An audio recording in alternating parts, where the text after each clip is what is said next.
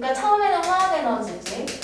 화학 에너지를 전기 에너지로 그걸 무슨 에너지로? 운동 에너지로 전환을 시키는 거야. 자, 그렇게 해서 이제 어느 정도 속도가 올라왔다. 이 상태에서 가속을 시키거나 아니면은 좀 더 이렇게 높은 경사가 높아지는 구간을 가거나 할 때에는 전기 모터가 또 효율이 그렇게 좋진 않거든. 그래서 이럴 때에는 이제 열기관을 주동력으로 사용해. 엔진을.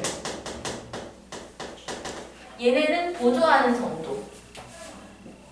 근데 만약에 시동을 켜고 약간의 속도를 얻었는데 뭐 예를 들어서 그 어린이 보호구역 같은 데를 다니고 있어. 그럼 속도가 느리게 그냥 주행하는 게 좋잖아. 저속 주행할 때에는 그냥 전기 모터만으로 가는 게 더 좋아.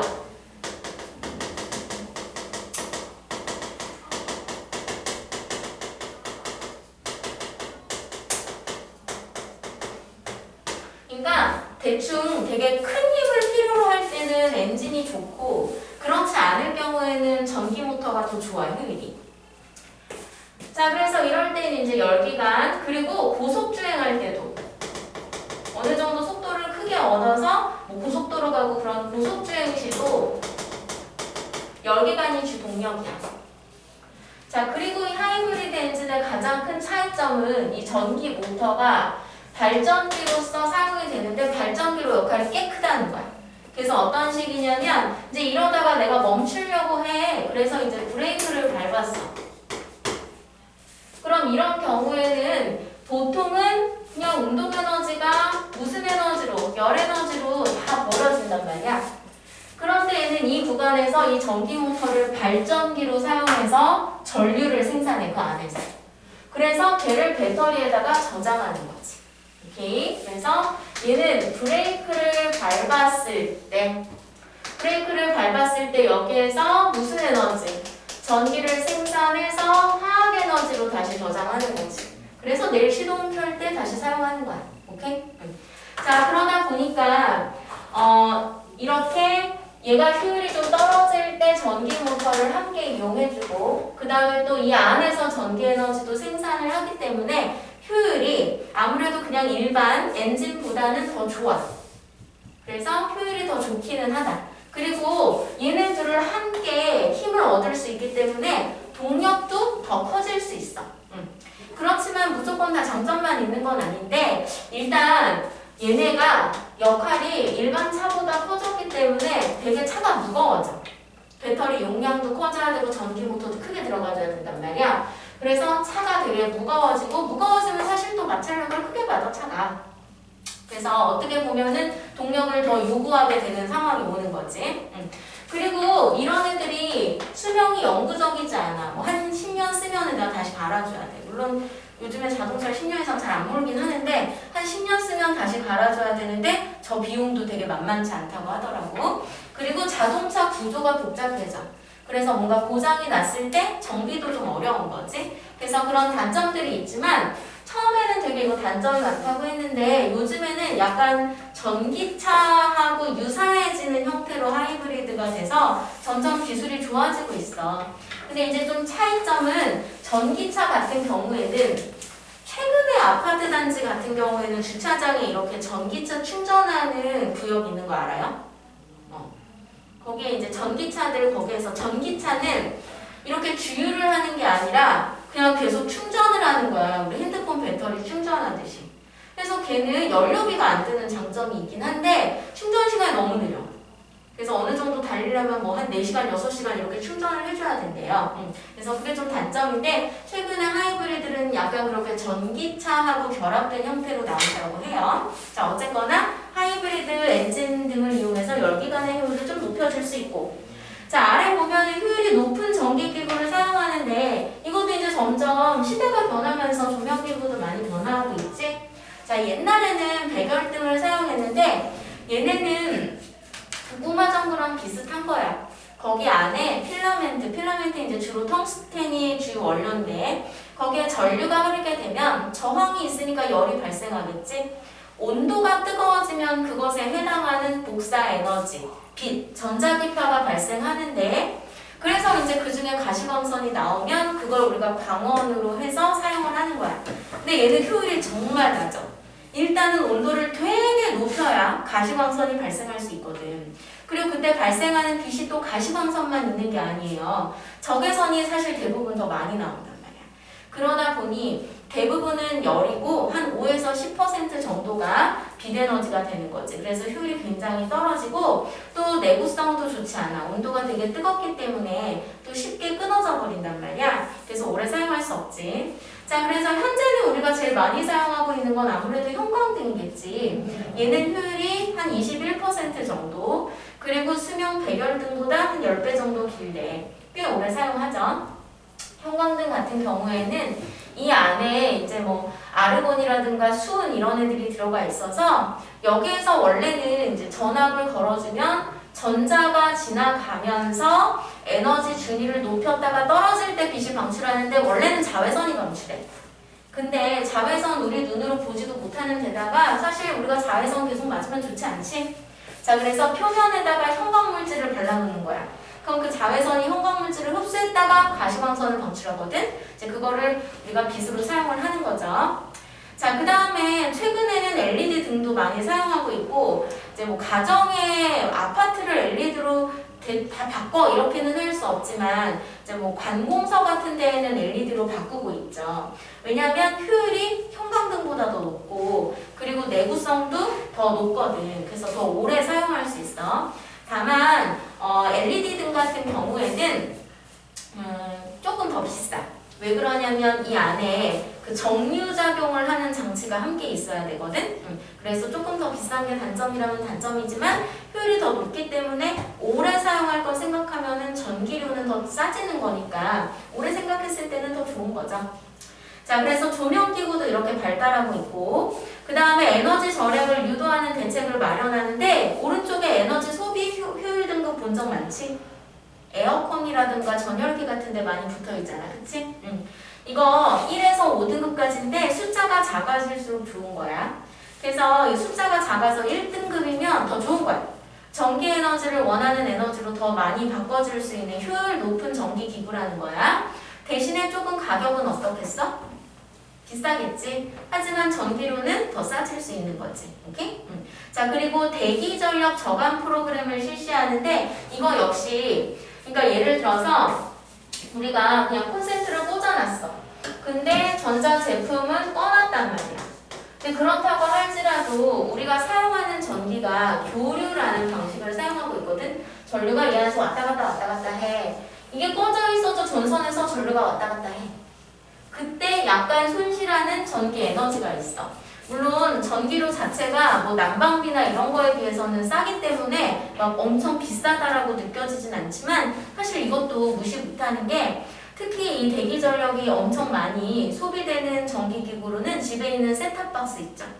뭐 KT라든가 SKT 이런 거 사용하면 네모나게 생긴 셋탑박스 들어있잖아. 걔가 특히 대기 전력 엄청 많이 잡아먹거든.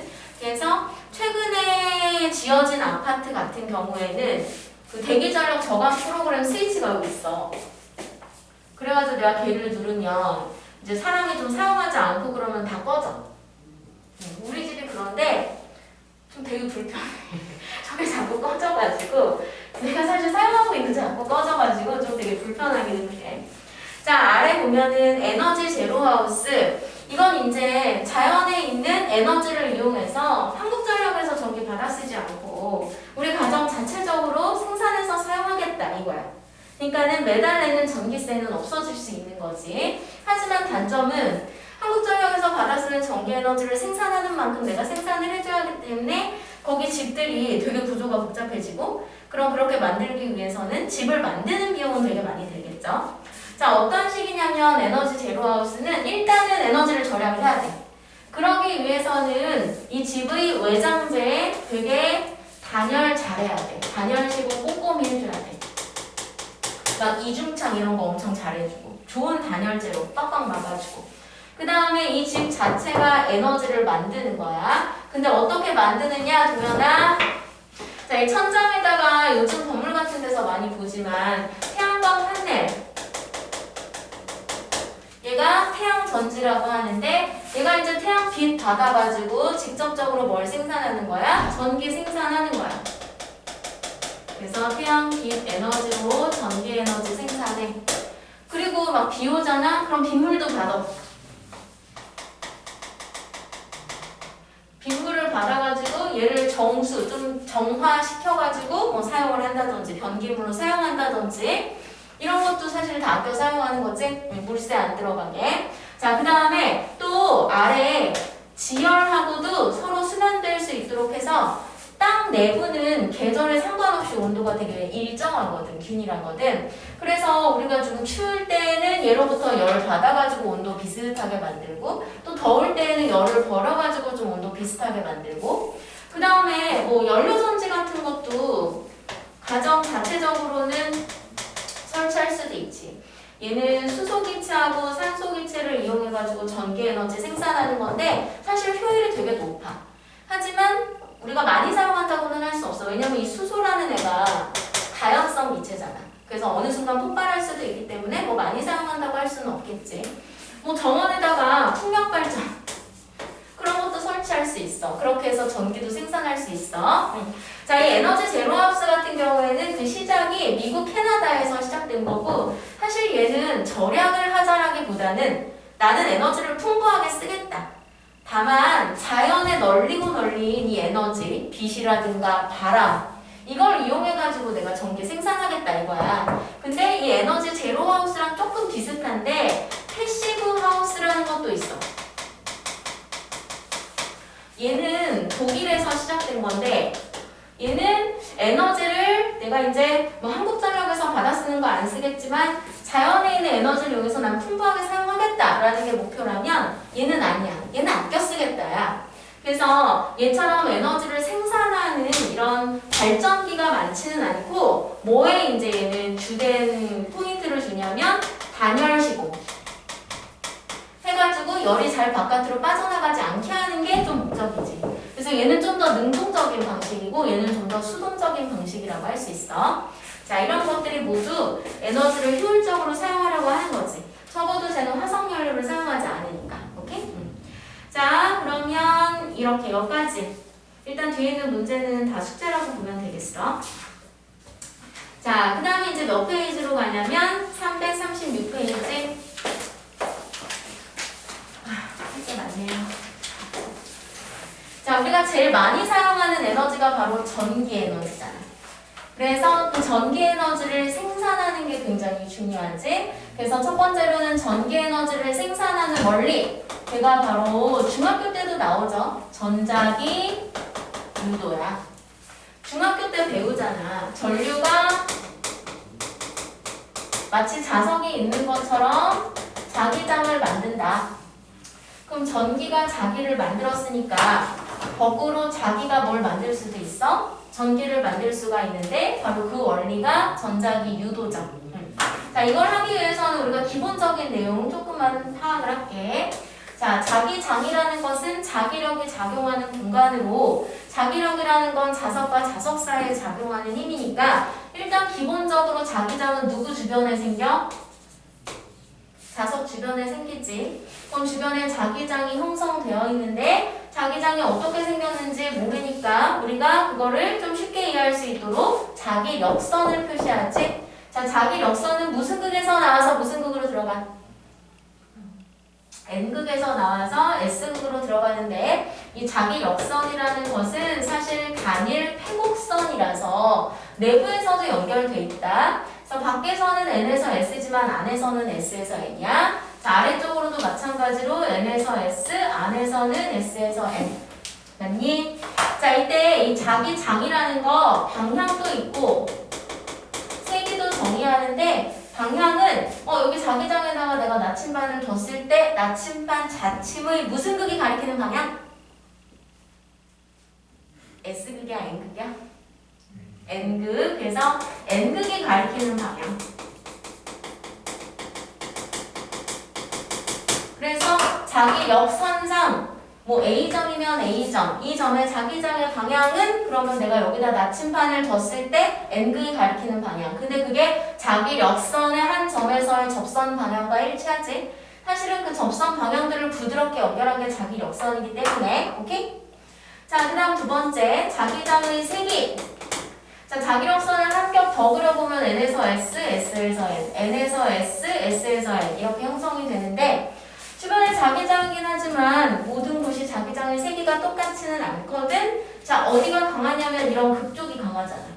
근데 그걸 어떻게 볼 수 있냐면 자기력선의 밀도가 높다는 걸로 볼 수 있지. 그래서 자기장의 세기는 자기력선의 밀도.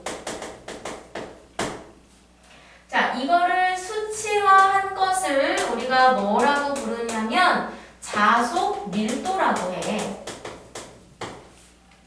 근데 그러려면 자속이라는 게 뭔지 알아둬야 되겠어. 얘는 또 다른 말로는 자기 선속이라고도 하고 얘는 약자로 어떻게 표현하냐면 이렇게 표현하는데 파이라고 있지.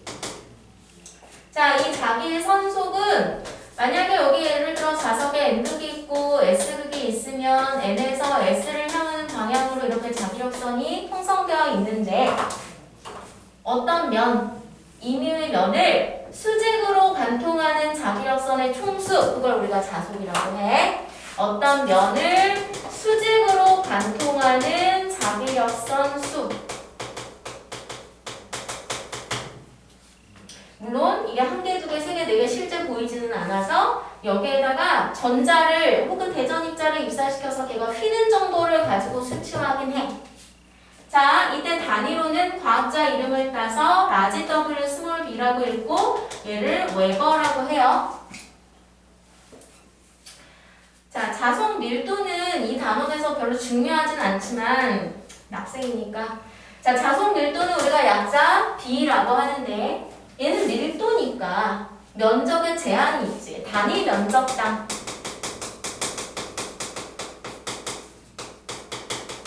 그이 똑같아. 수직으로 관통하는 자기력선수.